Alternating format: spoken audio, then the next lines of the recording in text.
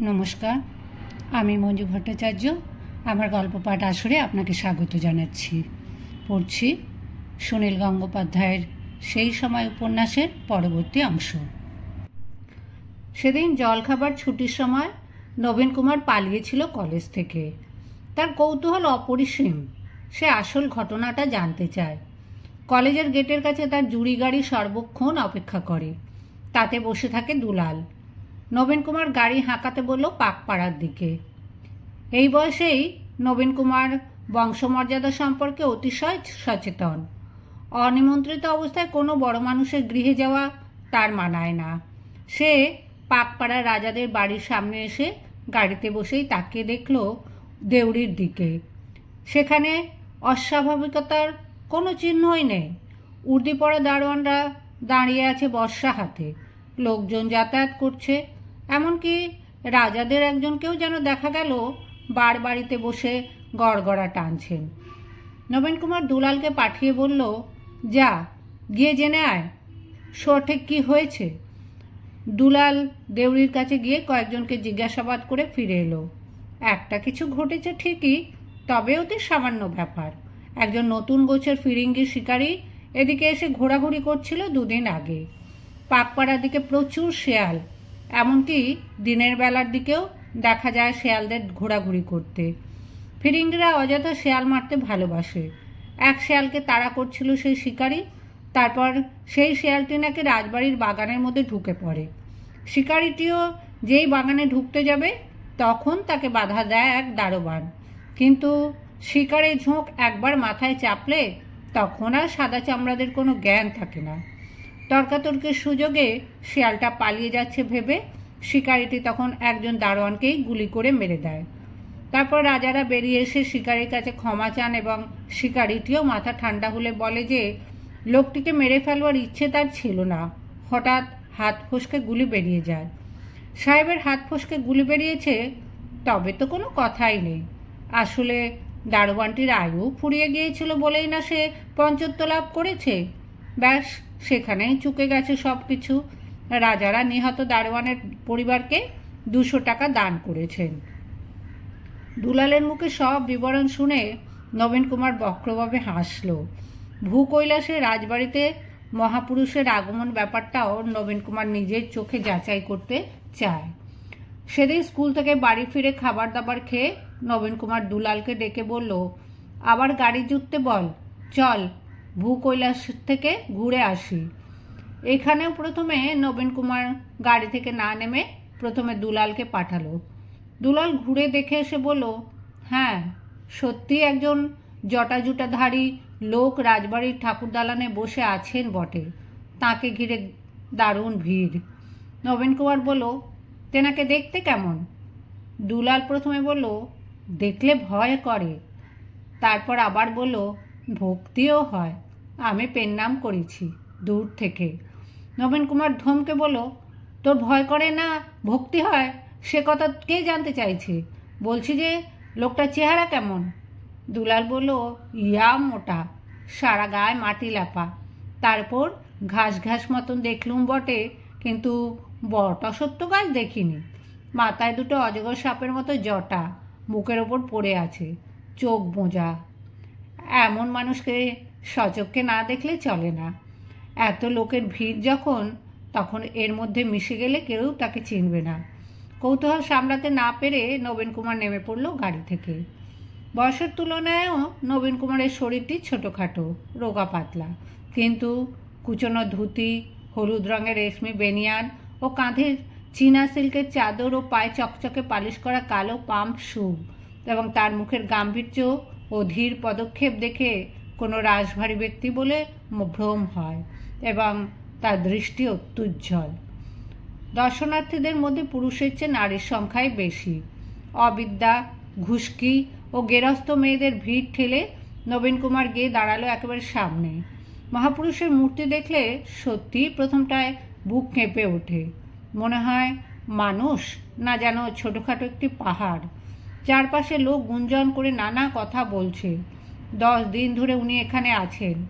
এর মধ্যে একবারও ওঠেননি, মলমূত্র ত্যাগ করেননি, কিছু খাননি, এমনকি চোখও খোলেননি। রাজবাড়ির লোকেরা ওকে পরীক্ষা করবার জন্য প্রথমে দু একদিন কানের কাছে ঢাক ঢোল বাজিয়েছেন, তবু কোনো সার দেখা যায়নি ওর শরীরে। এখন আর সে চেষ্টা কেউ করে না। উনি নাকি চোখ খুললেই সবাই ভস্ম হয়ে যাবে। সবাই ওর পায়ের কাছে ঢিপ ঢিপ করে প্রণাম করছে আর ছুঁড়ে দিচ্ছে পয়সা। বেশিক্ষণ সেখানে দাঁড়িয়ে থাকা যায় না ভিড়ের চাপে। নবীন কুমার আর দুলাল চন্দ্র আস্তে আস্তে সরে এলো সেখান থেকে। এর মধ্যে আরও অনেক খবর শোনা গেল।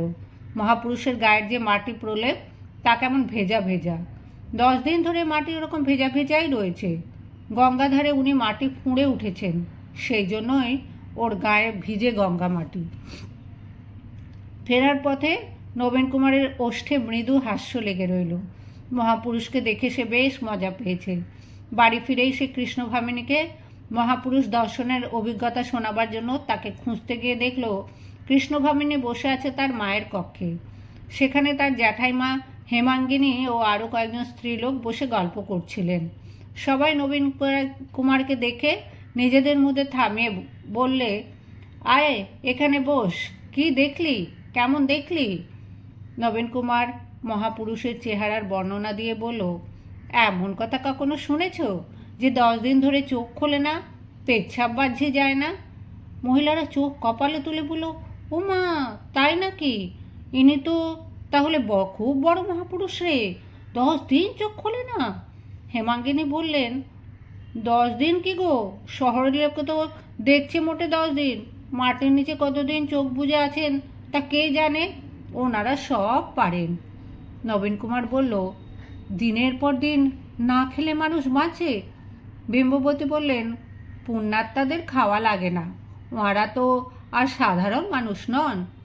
নবীন কুমার বলল, আমার কি ইচ্ছে হচ্ছিল জানো মা, ওর কানের পাশে তো অনেক ঢাক ঢোল বাজানো হয়েছিল, একবার ওনার নাকের কাছে একটু নস্যি দিয়ে দেখলে কেমন হতো। মহিলারা সমস্বরে বলে উঠল, ছি ছি ছি, ও কথা বলতে নেই ছোটকু, অমন কথা শুনলেও পাপ, মহাপুরুষদের কখনো পরীক্ষা করেও দেখতে নেই। হেমাঙ্গিনী বললেন, আবার বাপের বাড়িতে আমার সম্পর্কে এক পিসেমশাই একবার অমনি একজন মহাপুরুষ দেখেছিলেন। আমার পিসেমশাই নৌকোয় কাশি যাচ্ছিলেন, গঙ্গার ধারে জঙ্গলের মধ্যে দেখলেন একজন ওরম মহাপুরুষ ধ্যানে অচৈতন্য হয়ে বসে আছেন। মাঝিরা তা দেখে বলল, বাবু, এই জঙ্গলে বড় বাঘ, এ সাধুরে তো আজই বাঘে খেয়ে ফেলবে। মাঝিরা ধরাধরি করে মহাপুরুষকে নৌকোয় তুলে আনলো। তিনি নৌকোয় বসে রইলেন পাথরের মূর্তির মতন। তখনকার দিনে ছাপঘাটের মোহনায় জল থাকতো না বলে কাশির যাত্রীরা বাদা বনের ভেতর দিয়ে যাওয়া আসা করতেন। একদিন আমাদের সেই পিসেমশাইয়ের নৌকো বাদা বনের মধ্যে দিয়ে মাঝিরা গুণ টেনে নিয়ে আসছে। মাঝি আর অন্য লোকেরা দেখলো কি জলের ধারে ঠিক ওই রকম একজন মহাপুরুষ দাঁড়িয়ে আছেন। দুজনের চেহারা ঠিক একরকম। এদিকে এ মহাপুরুষ তো নৌকোর গলুয়ে তেমনি একইভাবে ধ্যানে বসেছিলেন। ড্যাঙ্গার মহাপুরুষ যেই মাঝিরে দেখল অমনি উনি চোখ মেলে চাইলেন। এরই মধ্যে ড্যাঙ্গার মহাপুরুষ হাসতে হাসতে নৌকোর ওপরে এসে নৌকোর মহাপুরুষকে হাত ধরে তুলে দাঁড়া করালেন। তারপর দুজনায় তেমনি হাসতে হাসতে জলের ওপর দিয়ে হেঁটে চলে গেলেন। আর তেনাদের দেখতে পাওয়া গেল না। অন্য নারীরা বলো কি গো দিদি, এই যে মহা আশ্চর্য কথা। হেমাঙ্গিনী বললেন, এই দেখো না, তোমাদের বললুম তো, অমনি আমার রোমাঞ্চ হচ্ছে, গা কাঁপছে। এনারা সব সেকালের মুনি ঋষি, কেউ 10,000, কেউ 20,000 বছর ধরে তপস্বী করছেন। এরা মনে করলে সব করতে পারেন। অন্য আর একজন স্ত্রীলোক বলেন, আমিও এরকম একজনের কথা শুনেছিলাম। একবার ঝিলিপুরের দত্তরা সদরবন আবাদ করতে করতে 30 হাত মাটির ভেতরে এক মহাপুরুষকে দেখেছিলেন। তার শরীর শুকিয়ে চেলা কাঠ হয়ে গেছে আর গা থেকে বেরিয়েছে বড় বড় শেকড়। দত্তরা অনেক করে সেই মহাপুরুষকে নিয়ে এলেন ঝিলিপুরে। সেখানে তিনি 1 মাস থাকলেন। তারপর হঠাৎ একদিন অদৃশ্য হয়ে গেলেন। বিম্ববতী বলেন, এরা যখন ইচ্ছে করেন দেখা দেন, আবার যখন ইচ্ছে করেন সংসার ছেড়ে চলে যান। হেমাঙ্গিনী বললেন, ভূকৈলাসের রাজাদের কত ভাগ্য, তাদের বাড়িতে ইনি দেখা দিয়েছেন। কবে আবার চলে যাবেন ঠিক কি? হ্যাঁ, আমরা একবার দেখতে যাই না? নবীন কুমার বলল, জ্যাঠাইমা, তোমরা সেখানে যেতে পারবে না, বড্ড পাঁচপেঁচি ধরনের লোকের ভিড় সেখানে। পরদিন ডিম্ববতী বাড়ির একজন ভৃত্যকে পাঠিয়ে মহাপুরুষের পায়ের ধুলো আনালেন খানিকটা। তা দুটো মাদুলিতে ভরে একটা বেঁধে দিলেন নবীন কুমারের বাহুতে, আর একটা রেখে দিলেন গঙ্গানারায়ণের জন্য। মহাপুরুষদের পূত রজ অঙ্গে রাখলে সন্তানদের সব বিপদ কেটে যাবে। মায়ের অনুরোধ একেবারে ফেলতে পারল না নবীন কুমার। তবে সেই জয়ঢাকের মতন মাদুলিটা প্রায় সে খুলে নিয়ে লোফালোফি খেলা করে, মায়ের সামনে আবার ঠিকঠাক করে নেয়।